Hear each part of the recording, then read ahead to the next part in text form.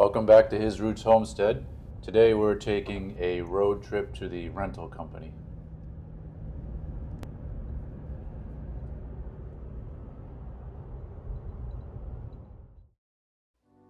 As you can see here, we rented a self-standing auger, one that doesn't require me to hold it. And if it hits a rock, it won't snap my wrists, and actually does a really good job at kind of shaking it out and then up.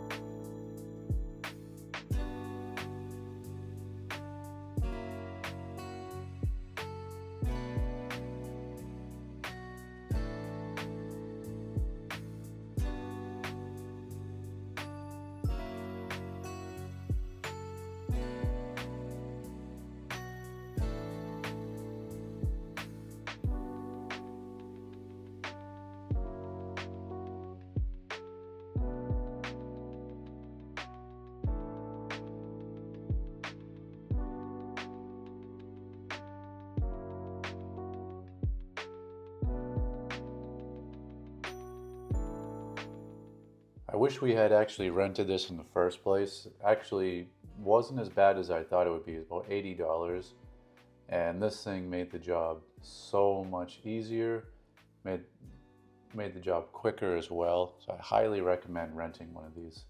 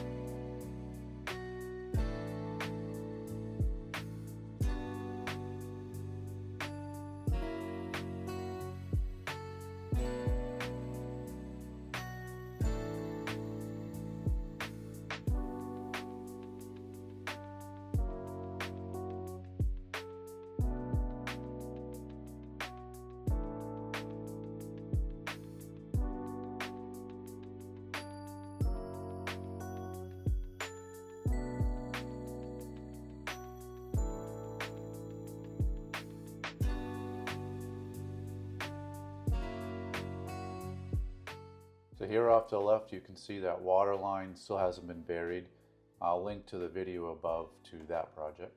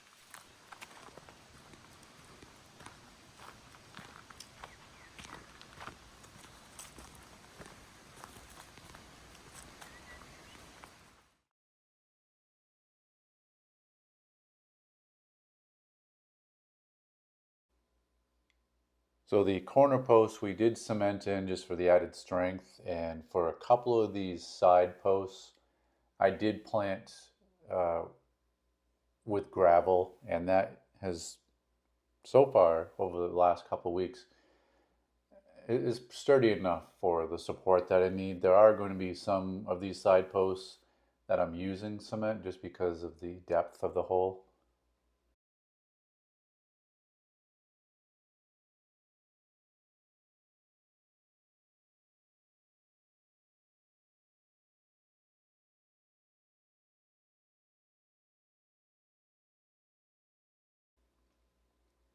We've skipped ahead in time a bit, and we've just been enjoying the summer, working on other projects, and now we're back at trying to finalize the fence. Here we're trying to decide how high we want it. I know they say deer can jump 8 feet, but they don't like jumping into something, which this garden bed's going to be, or this garden plot is actually going to be pretty tight. So we're trying to decide 6 feet or 5 feet, and I think we're going to land at 5.5 to 6 feet.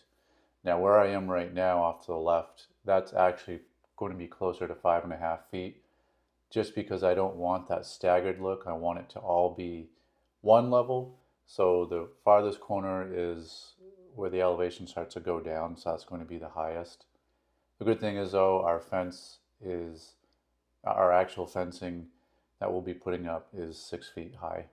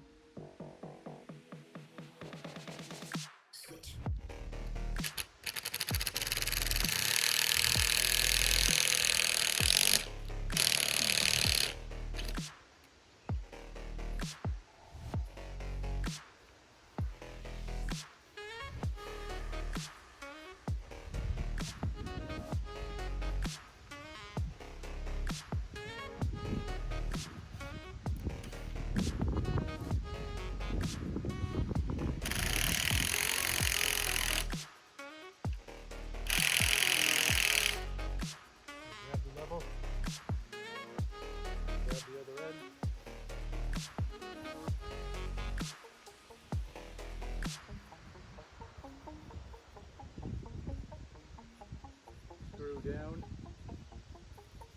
Good.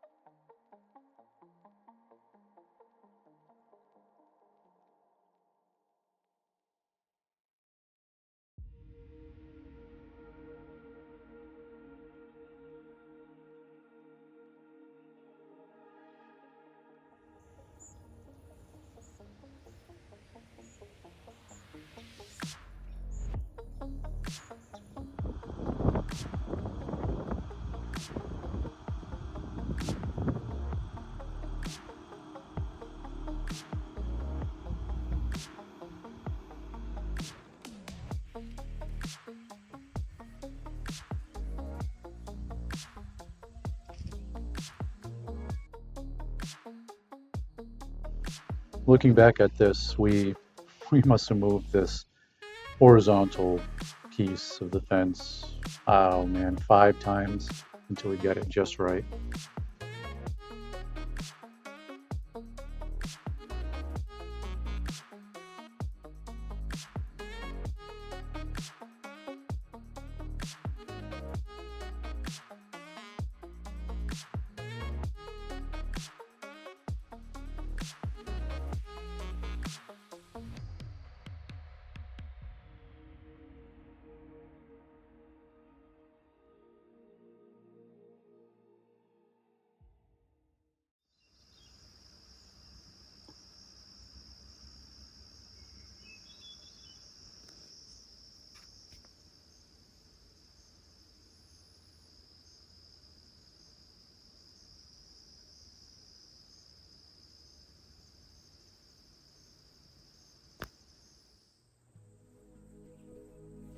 I'm not a carpenter. I can put a few things together, and right here I'm working on building out the door or the gate for our garden. Very simple, very quick, and kind of lazy. I probably should have used my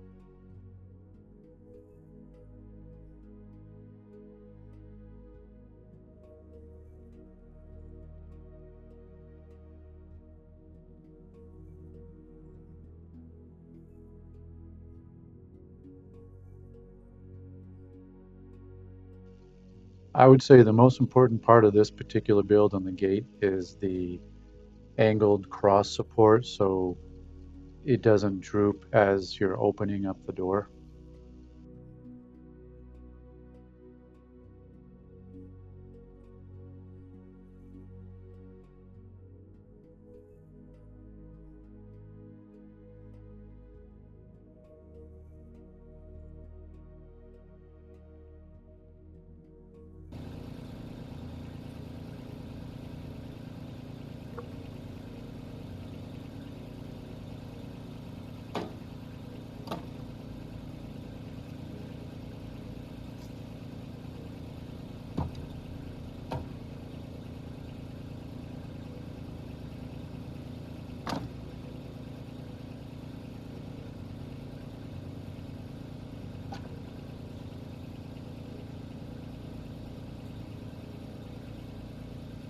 All this scrap wood went into the scrap wood pile for the fire pit that I just built, and I'll link to the video up here.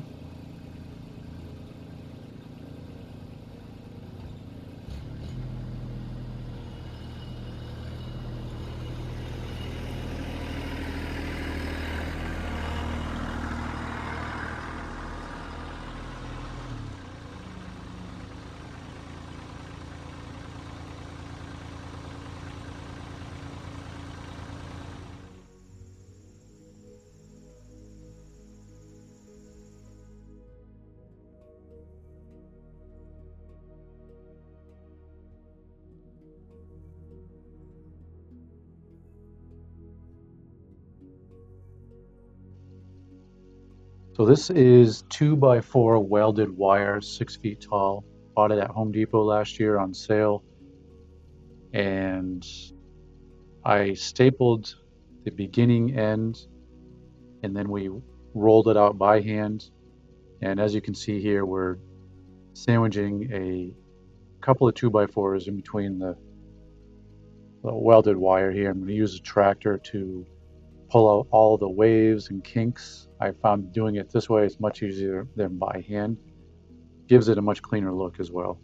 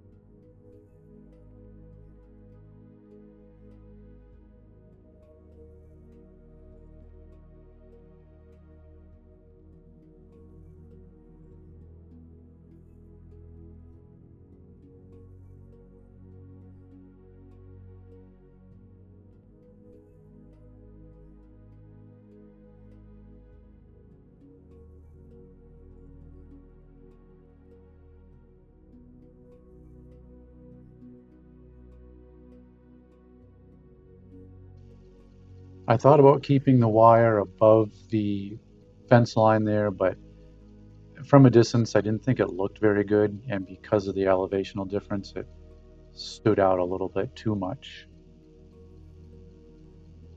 Now you can see here I'm using my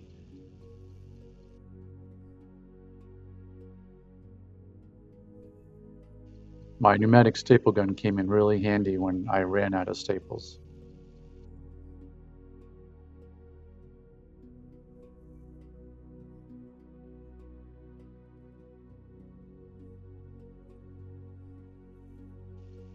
Okay, so by this time, uh, I was very ready to have this project finished.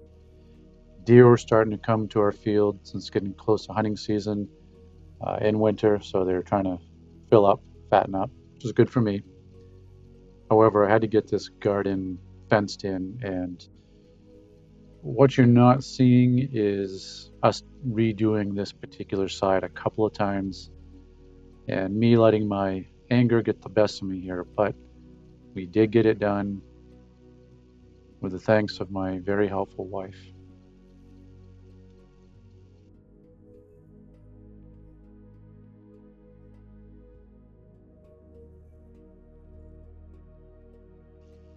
There were a couple of times when I stretched the fence the wrong way and it whacked her in the head.